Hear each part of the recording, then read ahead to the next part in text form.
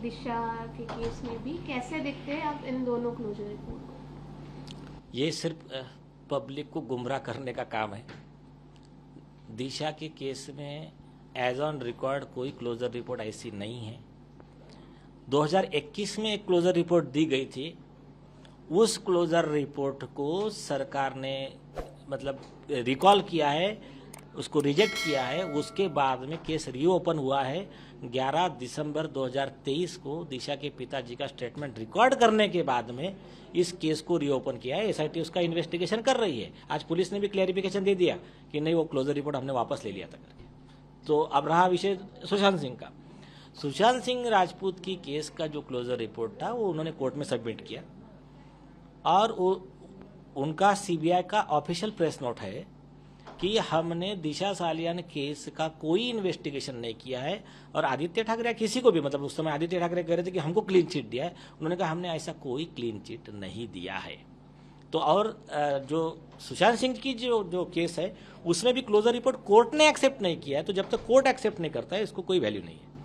Sir, एक तरफ आपने पिटीशन 8 दिन पहले दाखिल किया है और दूसरी तरफ कल उद्धव ठाकरे जी ने जो प्रेस कॉन्फ्रेंस की, जब उनको सवाल पूछा गया, so that time he replied कि जिस बारे में मेरा कोई संबंध नहीं उस बारे में मैं बात नहीं करूंगा। तो इनडायरेक्टली बिटवीन द लाइन्स उन्होंने संबंध नहीं ये कह दिया। हाँ, तो कौन सा आरोपी है जो ये कहेगा कि मेरा केस से संबंध है, मैंने गुनाह किया, मैंने मर्डर किया? कौन सा आरोपी कहेगा?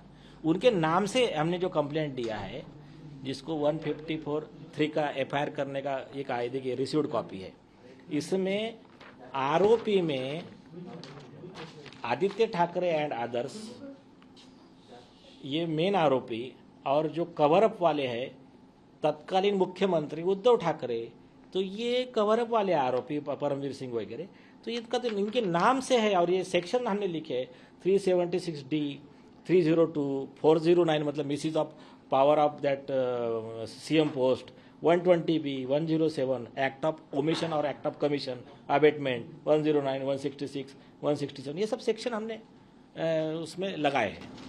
सर, लेकिन एक तरफ रिपोर्ट्स के मुताबिक भी वो कहते हैं कि नहीं नहीं ये सुसाइड ही था, और ये आपने इतनी देर बाद क्यों मामला फिर से दिशा के पापा ने उठाया है, तो इसके पीछे कोई कॉन्स्पिरेंसी है? ये तो उनका नैरेटिव है ना, इतने दिन का। इतने दिन वाला तो बहुत बड़ा नैरेटिव है उनका। सबसे पहली चीज कि जो मैंने आपको बता दिया, क्लोजर रिपोर्ट तो सरकार ने ही अमान्य किया है, तो उस रिपोर्ट के बेस पे कुछ डिफेंस ले नहीं सकते। सुप्रीम कोर्ट का जजमेंट है, वो एक्सीडेंटल डेथ रिपोर्ट का जो इंक्वायरी रिपोर्ट होता है उसका कोई फायदा आरोपी को नहीं मिल सकता, क्योंकि ये कॉग्निजेबल ऑफेंस का गैंगरेप मर्डर का केस है, तो इसमें उसका बेनिफिट कुछ नहीं मिलेगा। ये सुप्रीम कोर्ट ने क्लियर किया है। उसके बाद में आपका सेकंड पार्ट क्या था सवाल का? सेकंड पार्ट वही था कि जो अभी रिपोर्ट है तो वो कह रहे कॉन्स्पिरेंसी है। नहीं, और वो जो उद्धव ठाकरे कह रहे कि मेरा कोई संबंध नहीं, नहीं है।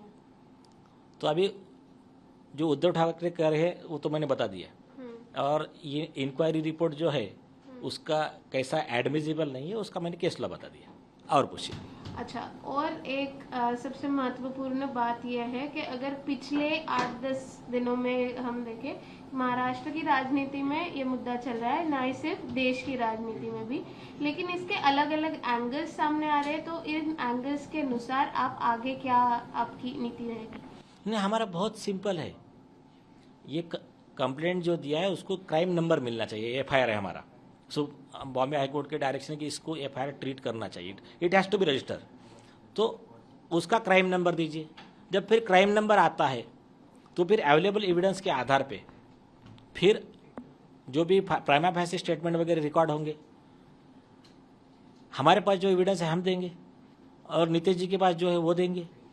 उसके बाद में उस एविडेंस में दम है, अगर हमारी एविडेंस ठीक नहीं लगे तो केस क्लोज भी हो सकता है, हमारे पर कार्रवाई हो सकती है। लेकिन हमारी एविडेंस जो है एक्चुअल में सही है तो फिर उसके बेस पे अक्यूज को अरेस्ट होगा और उसमें चार्जशीट जाएगा, उनके खिलाफ केस चलेगा और बाद में उनको सजा होगी। कल एएनआई से बात करते वक्त पहली बार सतीश सालियान जी ने बताया कि किस तरीके से किशोरी पेडनेकर जी उनके घर पे आया करती थी और क्या। तो ये जब कल वो बता रहे थे तब पूरा जो मामला सब सामने आया, तो उसको लेके आप किशोरी पेडनेकर जी को भी ऐसे कुछ मतलब इसमें ये करना चाहते हैं? नहीं, ऑलरेडी इसमें अक्यूज है वो, या। है ऑलरेडी। नहीं, बट अलग से। नहीं, अलग से जरूरत नहीं है, ऑलरेडी मेन जो एफआईआर कम कंप्लेंट है उसमें है ऑलरेडी। अच्छा, one more thing I want to ask के दिशा वाज एनिमल लवर, बहुत फ्रेंडली थी, लेकिन फिर एक सिंपल सी लड़की, लेकिन ये सब कुछ हुआ उसके बाद अब आदित्य ठाकरे कहते हैं या ठाकरे कहते हैं कि हमें इसमें ड्रैग कर रहे हैं या फिर हमें डिफेम करने की कोशिश। हाँ, अभी मुझे इतना बताइए, ये देश में 150 करोड़ जनता है जो भी है, किसी का नाम नहीं आ रहा है, इन्हीं का नाम क्यों आ रहा है? और इनको क्या जरूरत पड़ गई थी झूठे डिफेंस लेने की? बाकी तो हमारे आई विटनेस और हमारे एविडेंस बाजू में रखिए। दो सिंपल चीज है, वो कहते हैं मैं वहां था नहीं, वो मोबाइल टावर लोकेशन वगैरह सारी चीजें आ गई वहां पर, तो ये सब झूठ बोलने की क्या जरूरत है? तो ये तो देखो, कोई भी आरोपी है ये यही कहेगा कि मैंने गुनाह किया नहीं, लेकिन ठीक है ना, अभी सब आ जाएगा, सब इन्वेस्टिगेशन में बाहर आ जाएंगे। दिनो मारिया हो या फिर पंचोली हो, तो उनके खिलाफ आपकी कुछ स्पेशल ऐसे आप ठोस कदम उठाने वाले हो अदर देन ठाकरे? नहीं, अभी कॉमन है, एक्यूज कॉमन है, कोई ऐसा इंडिविजुअल कुछ नहीं रहेंगे एक्शन, जो भी होगा उनके साथ में कॉमन होगा।